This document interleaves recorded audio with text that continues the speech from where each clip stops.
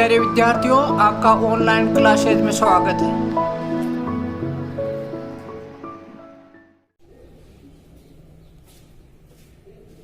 Hello students, welcome to the online live classes. बच्चों, पिछली class में हमने जो आपके उत्तल दर्पण और अवतल दर्पण है उससे आपके बिंब की भिन्न भिन्न स्थितियों के लिए प्रतिबिंब का जो निर्माण किस टाइप से होगा उसका जो विवरण है उसको हमने टेबल में देखा। उस टेबल में हमने सबसे पहले ये जो है कि अवतल दर्पण है, नाम बड़ा है तो उसकी टेबल में हमने चीजें ज्यादा दी थी। उत्तल दर्पण नाम छोटा है इसलिए हमने चीजें कम दी थी। अवतल दर्पण से और उत्तल दर्पण से प्रतिबिंब निर्माण में सबसे पहले जो हम बात करते हैं वो है कि वस्तु को हमें कहाँ पर रखना है, अनंत पर। अनंत वो आपका स्थान होगा जो मुख्य अक्ष पर बिंब को हम नहीं रखेंगे, तो मुख्य अक्ष से परे कहीं भी अगर वस्तु को बाईं तरफ रखेंगे तो वो हो जाएगा आपका अनंत। और अनंत पर अगर वस्तु रखते हैं तो हमने देखा टेबल में कि उसका दर्पण का जो प्रतिबिंब बनता है अवतल दर्पण में वो आपका फोकस पर बनता है। और अवतल दर्पण से जो भी प्रतिबिंब बनेंगे उसमें अधिकांश जो प्रतिबिंब होते हैं वो वास्तविक होते हैं, वास्तविक जो भी होते हैं वो उल्टे होते हैं। और जो प्रतिबिंब का जो आपका आकार होता है शुरू में वो आपका क्या होता है, बिंदुवत होता है, यानी अत्यंत छोटा होता है, फिर वो धीरे धीरे बढ़ता जाता है। तो आज हम उन चीजों को बच्चों किरण चित्र के माध्यम से समझेंगे। तो सबसे पहले जो हमारी हेडिंग है वो है अवतल दर्पण। अवतल दर्पण द्वारा प्रतिबिंब निर्माण।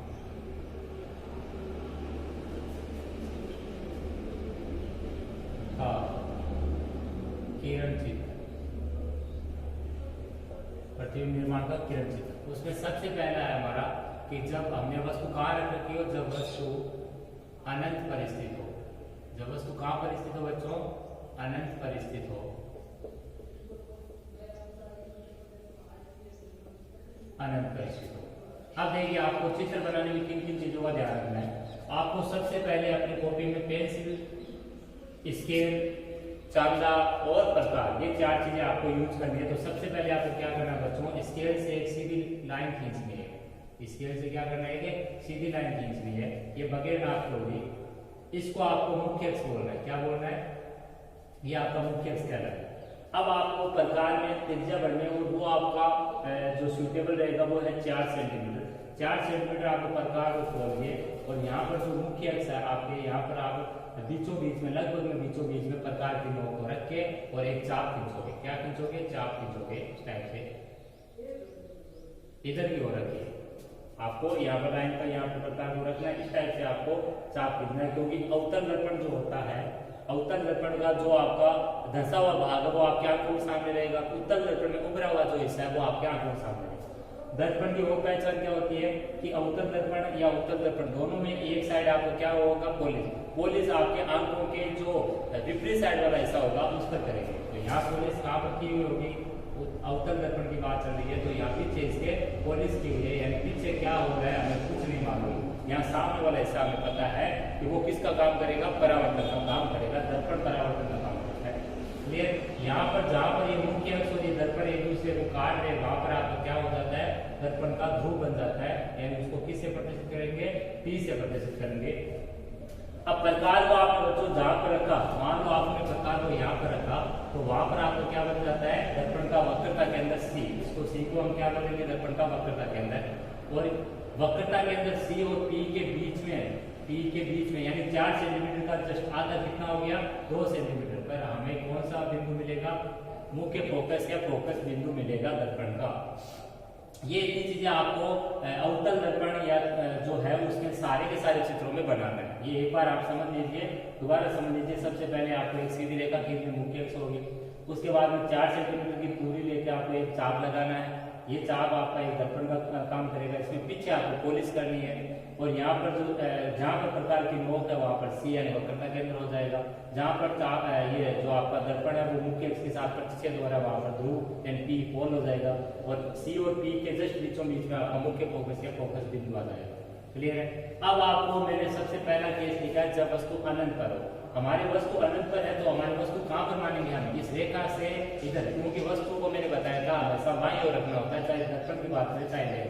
अब वस्तु अनंत पर होने का मतलब है बच्चों इस रेखा पर स्थित नहीं है, रेखा से परे किधर भी ले सकते हैं। अनंत आपका कोई फिक्स तो है नहीं कौन सा स्थान है, तो अनंत यानी इस रेखा से परे आपने वस्तु को कहीं भी माना है, ये अनंत पर आप रख नहीं सकते, मान लेते हैं कि वस्तु अनंत पर है। तो अनंत पर जब वस्तु रखी है तो दिमाग में रखना है कि आपको मैंने किरण में बताया था कि 4 टाइप की किरणें हमें यहाँ पर यूज करनी है। वो किरणें कौन कौन सी थी? मुख्य अक्ष समांतर है तो वो आपके फोकस से होकर जाएगी, फोकस जो है फोकस से जाने वाली किरण मुख्य अक्ष के समांतर हो जाएगी, एक दर्पण के ध्रुव से आकर टकराएगी और एक आपके वक्रता के अंदर से होकर गुजरेगी। 4 टाइप की किरणों में से कोई सी भी 2 किरणों का सहारा लेके हमें क्या करना है, यहाँ पर किरण चित्र बनाना है। तो यहाँ पर हमारा जो ये पहला जो है वस्तु अनंत पर है, तो अनंत से जो बच्चों किरणें आएगी हमेशा मुख्य अक्ष के समांतर ही आ सकती है। आपके अनंत से किरणें मुख्य अक्ष के समांतर ही आ सकती है और किसी प्रकार से किरण नहीं आ सकती, आपकी सी से नहीं आ सकती, आपके यहाँ पर जो है सी से नहीं आ सकती, दर्पण के ध्रुव से जाकर नहीं टकरा सकती। अनंत पर जब वस्तु है तो आपको किरणें हमेशा कैसी लानी है? मुख्य अक्ष के समांतर। ये आपका मुख्य अक्ष है, इसके समांतर स्केल से आपको किरणें बनानी है। इस टाइप से ये किरणें आपके यहाँ पर आकर आपसित हो रही है, ये आपसित किरणें, तो ये किरणें इधर से आ रही है निकल के, इसलिए इनका एरो किधर की ओर रखना है? दर्पण की ओर। जैसे ये दर्पण होगा तो ये किरणें इधर की ओर आ रही है इस टाइप से, तो इनका एरो है इधर की ओर रहेगा। अब देखिए बच्चों, किरण जब दर्पण पर आएगी तो दर्पण पर आने के बाद में क्या होगा? परावर्तित होगी, और परावर्तित होने के बाद में क्या है कि जो किरण मुख्य अक्ष से समांतर आती है वो दर्पण के कहां से होकर गुजरेगी? फोकस से होकर गुजरेगी। रूल क्या कहता है कि जो मुख्य अक्ष के समांतर है वो फोकस से गुजरेगी और जो फोकस से गुजरती है वो मुख्य अक्ष के समांतर हो जाती है। तो किरण जो है टकराने के बाद में यहाँ से टकराई और फोकस की ओर चलेगी, ये यहाँ से टकराई और किधर की ओर चलेगी? फोकस की ओर चलेगी। ये चीजें आपको स्केल से बनानी है, चित्र आपको पेंसिल से बनाना है, ये याद रखें आप।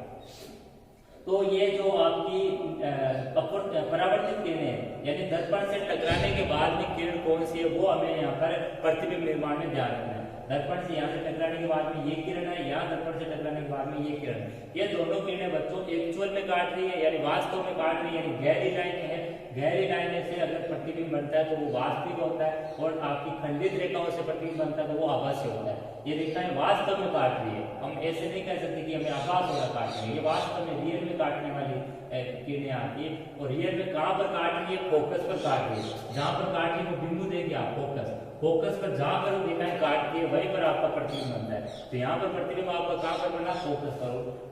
आपकी जो आपके टेबल है उसमें भी मैंने लिखा है कि अनंत पर वस्तु है तो प्रतिबिंब कहाँ पर बना है? फोकस पर बनता है। और प्रतिबिंब कैसा लिखा है? वास्तविक और उल्टा। ये वास्तविक और उल्टा है, आपको अभी बना हुआ दिखाई नहीं दे रहा कि वो उल्टा है वाकई में, लेकिन वास्तव में आपको पता है कि वास्तविक तो है ही, तो किरणें वास्तव में एक दूसरे को काट रही है। और वास्तविक प्रतिबिंब हमेशा उल्टे होते हैं। और प्रतिबिंब का जो ये स्वरूप हो गया और आकार में मैंने दिखाया था प्रतिबिंब के आकार में टेबल में कि प्रतिबिंब का आकार कैसा होता है बच्चों? बिंदुवत है, बिंदुवत कह सकते हो या अत्यंत छोटा, बिंदुवत कह सकते हो या अत्यंत छोटा। तो ये आपको पहला किरण चित्र हुआ अवतल दर्पण से प्रतिबिंब निर्माण में। और आपको ये जो हेडिंग है वही यहाँ पर चित्र में नीचे लिखना है, चित्र नंबर 5, और इसमें लिखना है जब वस्तु अनंत पर स्थित हो। कहाँ पर स्थित हो? अनंत पर स्थित हो। सबको समझ में आया होगा? नेक्स्ट केस ले रहा हूं मैं आपका, क्योंकि शुरू में हम वस्तु को अनंत पर रख लेते हैं, फिर अनंत से थोड़ा थोड़ा नजदीक खिसकाते हैं। तो नजदीक खिसकाएंगे तो वस्तु कहां पर आ जाएगी? मुख्य अक्ष पर आ जाएगी। मुख्य अक्ष पर आएगी तो किसके बीच में रहेगी? अनंत व वक्रता केंद्र के मध्य। तो हम लिखते हैं अगला केस कि जब वस्तु अनंत व वक्रता केंद्र सी के मध्य, किसके मध्य हो? सी के मध्य।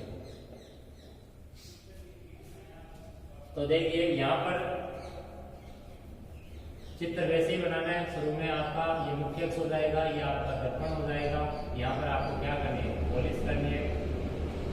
ये आपका पी हो जाएगा वो, यहाँ पर आपका वक्रता के अंदर जहाँ प्रकार रखा है यहाँ पर आपका फोकस हो जाएगा, और इसको लिखना आपको मुख्य अक्ष। इतनी चीजें आपको फिर से लिखनी पड़ेगी। और ये 4 सेंटीमीटर का लिया हमने माप के, ठीक है बच्चों।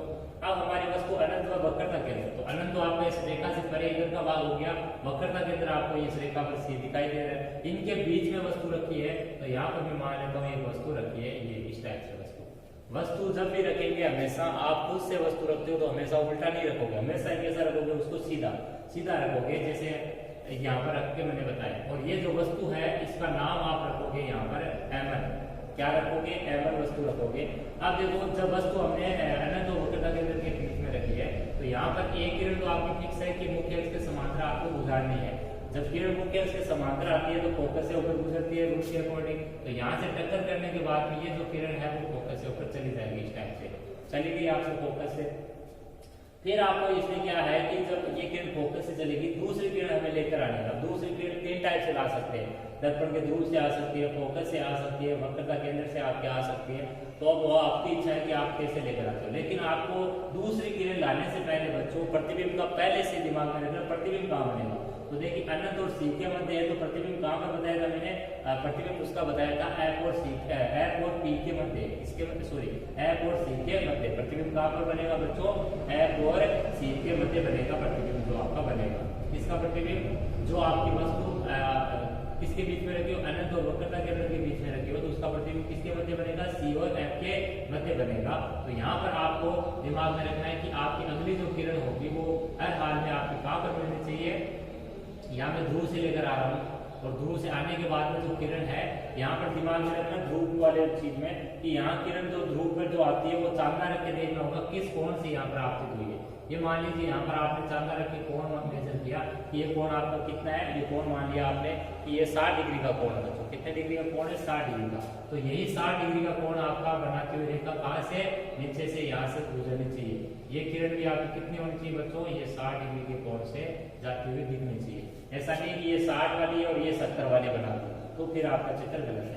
अब देखिए मैंने बताया था किरण हमेशा जो आपकी परावर्तित होती है उसी को देखना है। तो यहाँ ये किरण दर्पण से टकराने के बाद ये वाली है और यहाँ दर्पण से टकराने के बाद में ये वाली। तो इन दोनों किरणों को अगर हम देखें चित्र में तो ये दोनों किरणें कहाँ पर काट रही है, आपके यहाँ पर काट रही है। और जहाँ पर किरणें आपके एक्चुअल में काटेगी मुख्य अक्ष से आपके मुख्य अक्ष के ऊपर न होके मुख्य अक्ष से बाहर कहीं भी होगी, चाहे ऊपर हो चाहे नीचे, और वो अगर एक दूसरे को काटेगी तो उनकी बिंदु से उस बिंदु से हमें क्या करना, मुख्य अक्ष पर लंब डालना, जैसा हम गणित में करते हैं। तो यहाँ से लंब डाल दिया और जहाँ पर किरणें एक्चुअल में काटती है वहीं पर आपका एरो बनना है, वहीं पर आपको क्या बनना है बच्चों, एरो। वो वस्तु का आपका सर हो जाता है।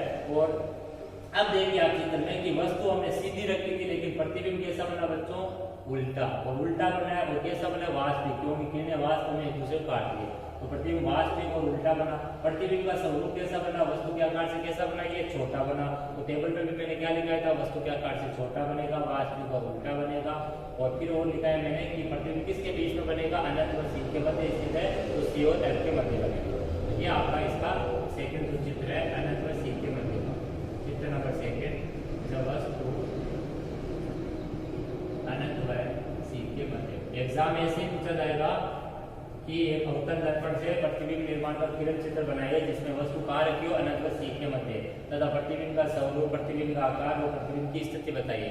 तो प्रतिबिंब की स्थिति क्या आएगी, सी और एफ के मध्य बना। प्रतिबिंब का स्वरूप क्या बना, वास्तविक का उल्टा। प्रतिबिंब का आकार में क्या लिखोगे, टेबल में क्या लिखवाया कि प्रतिबिंब का आकार होता है वस्तु के आकार से छोटा। ये वस्तु थी, ये इतना बना, एन वस्तु के आकार से कैसा बना, ये छोटा बना। और इस जो प्रतिबिंब बना है इसका नाम क्या लिखना है कि यहाँ एरो की जगह तो एम है और एरो नहीं है, वहां एन है। और यहाँ एम डेश लगाना है, यहाँ एन डेश लगाना है, डेश से प्रदर्शित करना है।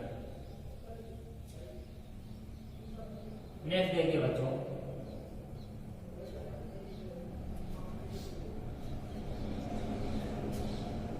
थर्ड आपका जब वस्तु, अब अनंत और सी के बाद में वस्तु और किस आएंगे, तो जब वस्तु वक्रता केंद्र पर चली जाए, कहां पर चली जाएगी, वक्रता केंद्र पर चली जाएगी। वक्रता केंद्र सी पर स्थित हो, किस पर स्थित हो, वक्रता केंद्र सी पर स्थित हो।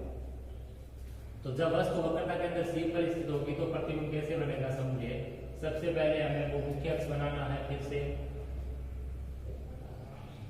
यहाँ पर आपका अवतल दर्पण यानी उभरा हुआ भाग आपका बाहर की ओर रहेगा, धंसा हुआ आपके सामने रहेगा।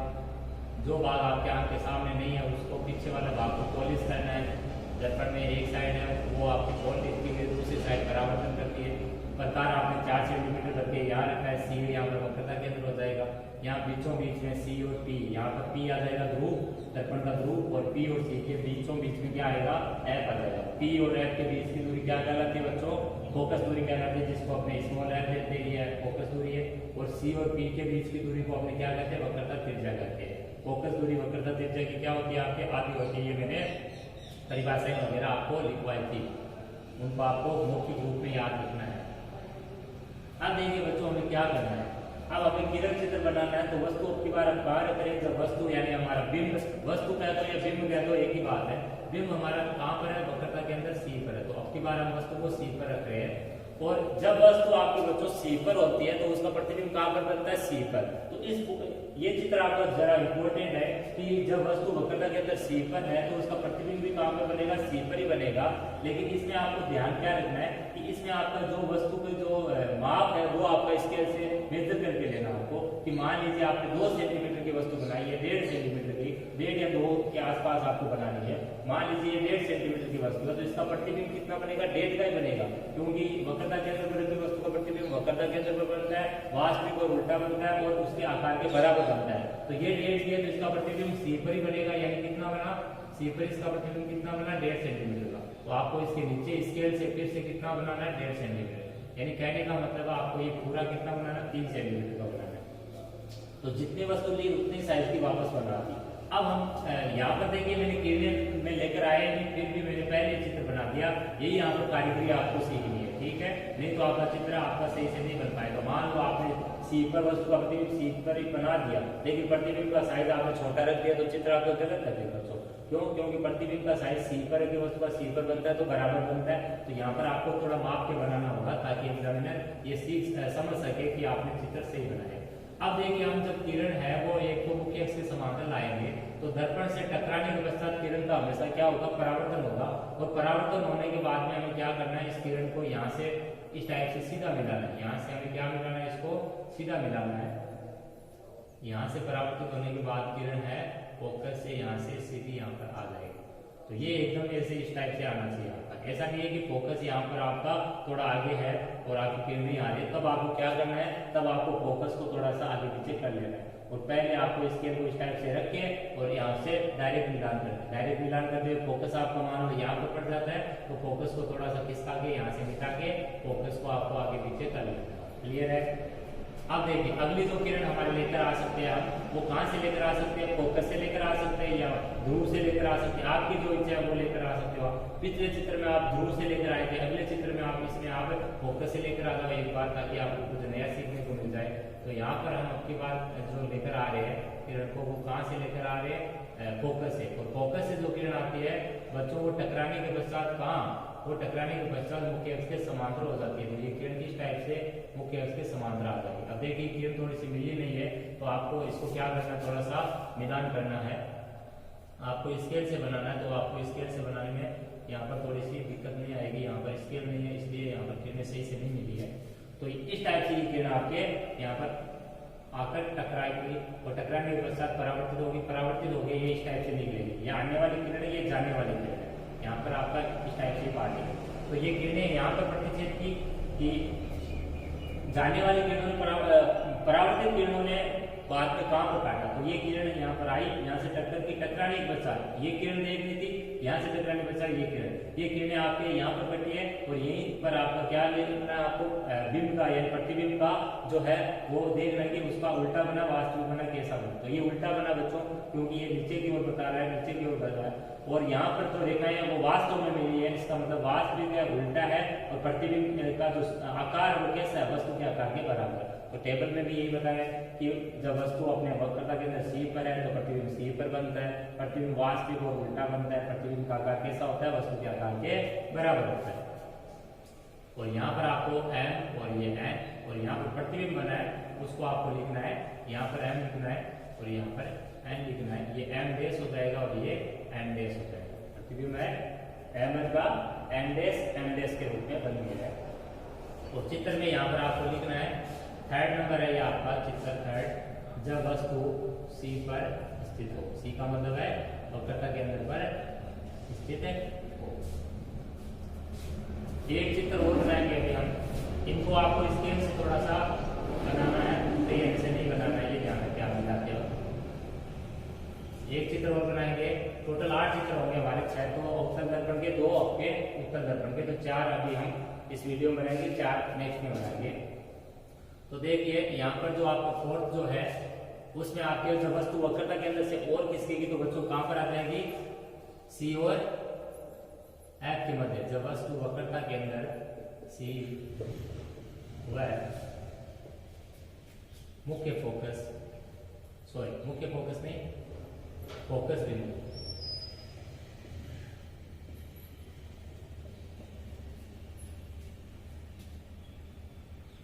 बिंदु एफ के मध्य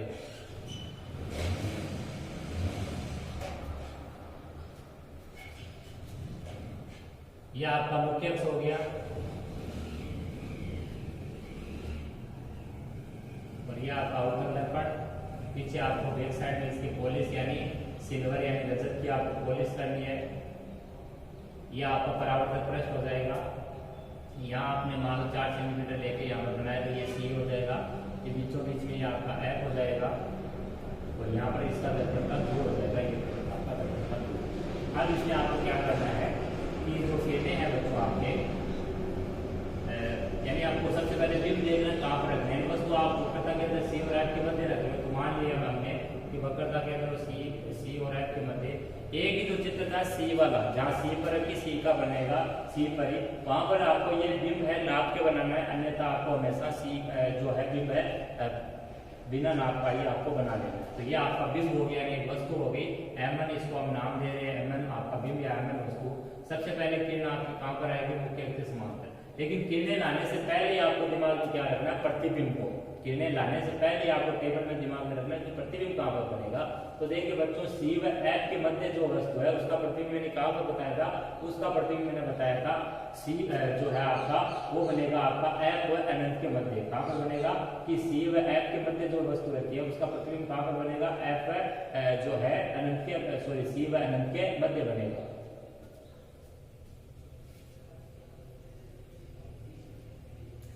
सी व एफ के मध्य रखे वस्तु का प्रतिबिंब सी और अनंत के मध्य बनेगा। तो ये जो मुख्य अक्ष समांतर है ये किरण बच्चों वो कहाँ से होकर गुजरेगी, वो फोकस से होकर गुजर जाएगी। तो ये आपका फोकस है, यहाँ से आपको इसको निकाल देना। अगली जो किरण है बच्चों आपके वो है आपके कहाँ से ला सकते हो आप, वो आप दर्पण के ध्रुव से ला सकते हो या फिर फोकस से ला सकते हो। अपन यहाँ पर ध्रुव से ला रहे हैं, ध्रुव से इस टाइप की किरण।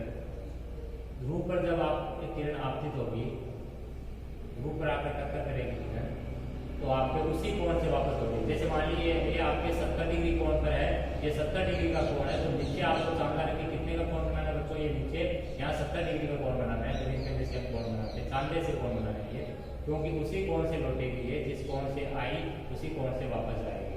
तो उसी कोण से ये जाने वाली किरण इस टाइम से यहाँ पर ये निकल जाएगी, ये 70 डिग्री के कोण से वापस निकल जाएगी। ये माप के बनाओगे तभी ये सीधी निकलेगी, वरना आपकी ये किरणें समांतर नहीं होती। क्योंकि ये किरणें बच्चों आपकी क्या होती है, दरअसल ये समांतर होती है। कैसी किरणें होती है, ये समांतर होती है।